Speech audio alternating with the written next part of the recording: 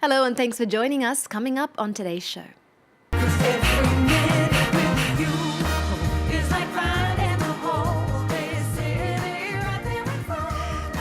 So how does one live a devoted life without becoming obsessed? Questions around love, attachment and death are at the heart of Joan Wasser's darkest and most pensive record to date, Damned Devotion.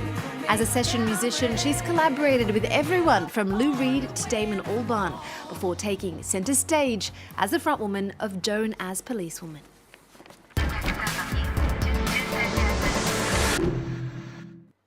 Joan, thank you very much for joining us here on Encore. Now, you're classically trained, but broke ranks as a teenager, as a punk violinist with a mohawk. Tell me, have you always gone against the grain? I think you have. Yeah. I don't know. The grain has never been really super comfortable for me. So it's not like I've made myself uncomfortable. I've actually made myself comfortable by not being in there. Now, after working as a session musician in New York, you came into Joan As Police Woman in your 30s, the name an homage to a 1970s cop TV show. Now, what are the threads that bind your latest album, this one, Damned Devotion?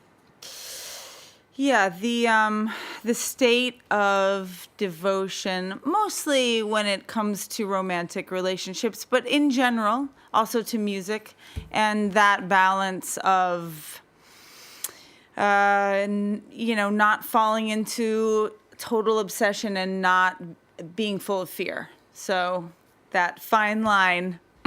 Was this about your identity? Did you kind of come into a greater understanding about who you are on this record? I hope so.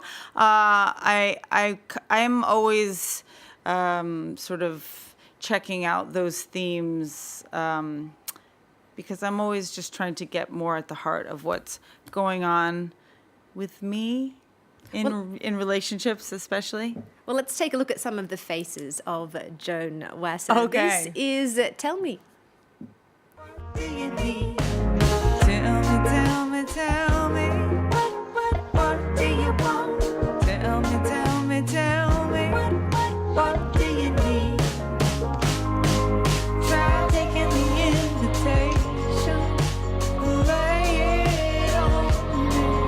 Animal communication. Stop and spit it on. Tell me, tell me, tell me. Music is only as good as the drummer. Those are your words, Joan. Now, in the search for wilder songs, rhythm has really come to the fore on this album, Damned Devotion. Tell me, how did you let loose here? Well, mostly it's that I did 9 out of the 12 songs I did drum programming on, which I haven't done in my band. Usually we record as a, old school, everybody Can you explain what drum programming is? Yeah, it's like making beats in the computer, very unromantically, but actually it's great for someone that lives in Brooklyn in an apartment building where I cannot make noise very late. You can't make noise in Brooklyn? Not at night. Not at 4 a.m. when I'm very awake. Yeah. So creating beats is a way to live loud, silently. So I tried integrating that. I didn't know if it was going to work in this band, but I tried integrating it and then had my drummer play over it. So that's how this record's different. Now, the drummer you're talking about is Parker Kindred. Yeah. Now, he actually played with Jeff Buckley, who you toured with when you were part of the Dam Builders. That was in the 90s. You were in a relationship with Jeff Buckley at the time of his death. It's been 21 years. It's unbelievable. Tell us, what do you carry forward from that time you spent together in your own personal life and through your music? Both he and I were obsessed with music, and I continue that. That has not receded at all. I feel like we also both just felt the most happy and comfortable when making music, and that's true till today, too. I find a lot of solace in music.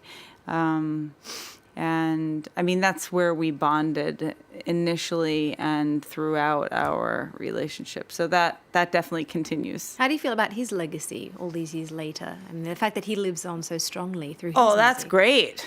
I mean, that's great. Thank God for recording. We get to hear him, you know. Now, there have been some big moments in your life, Joan, since your last album. As a child, you were adopted, and both your birth and adoptive fathers passed away. How did that impact you personally and your art as well?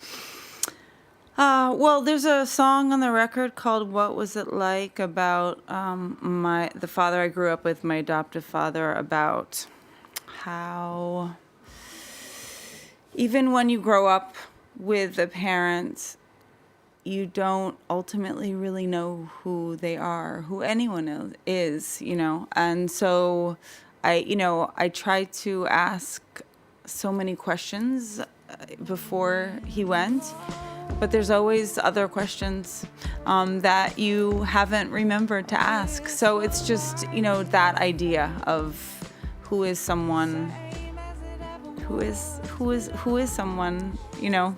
You have to make it up after they're gone.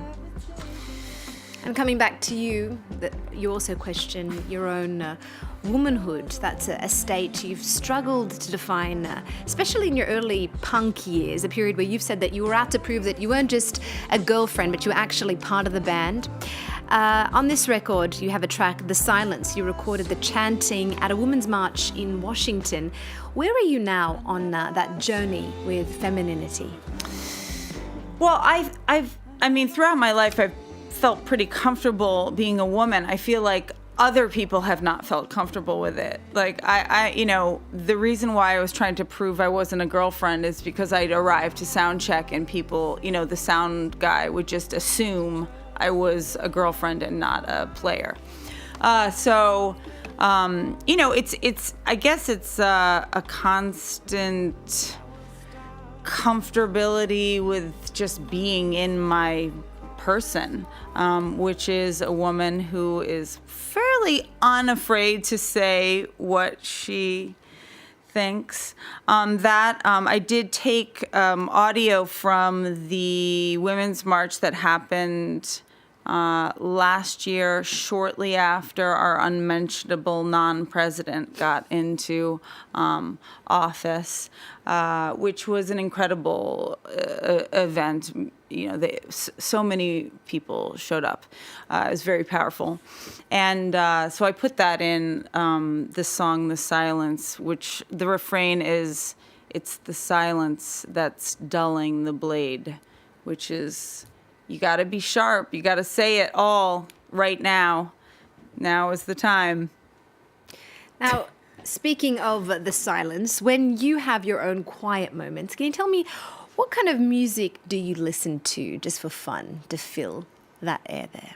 Well, quiet moments are often filled with quiet because I have so much music all the time going on in my head. But I listen to a lot of like Jay Dilla, like a lot of like I listen to a lot of beats and like sort of DJs and Mad Lib and stuff like that. It's part of my obsession with making beats and rhythms and stuff. But I listen to a lot of different kinds of music when I let myself listen, because often I just need silence. Well, let's see if we can add to that playlist for you. Brings us now to our music news of the week, starting with a new release from Scottish indie rockers Franz Ferdinand. The band are out with their 5th studio album, Always Ascending. Frontman Alex Capranos says the record is still very much them, but now they're trying out some new things, like serving up some electronics, courtesy of a new addition to the lineup, Julian Corey. Let's check it out. This is the title track, Always Ascending.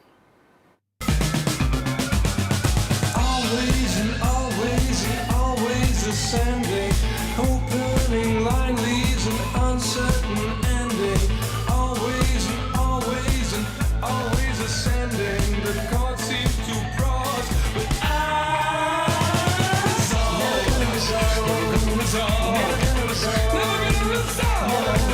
never gonna resolve.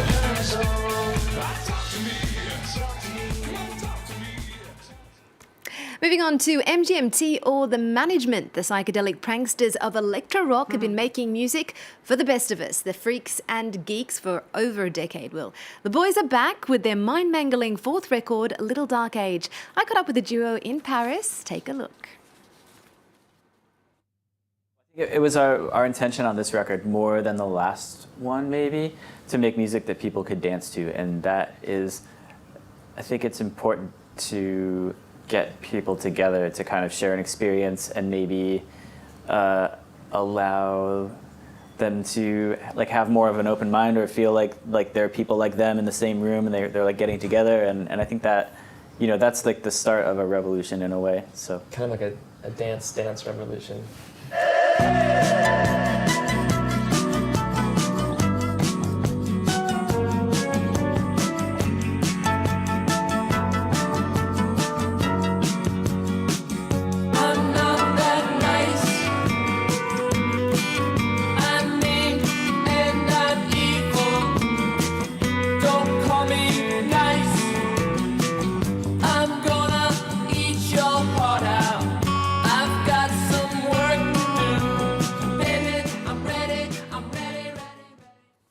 Well, for the full interview, catch Encore same time this Friday.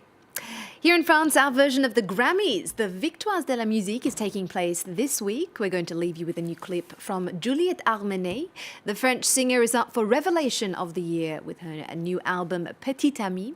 Thank you very much for joining us, Joan. Pleasure to have you on Great Encore. to be here. Thank you. A Damn Devotion. Everyone, check it out. It's out now. Remember our website. We're also on Twitter and Facebook. There's more news coming up here on France 24 right after L'Indienne from Petite Amie. Flèche par farouche, bouche à bouche, du genre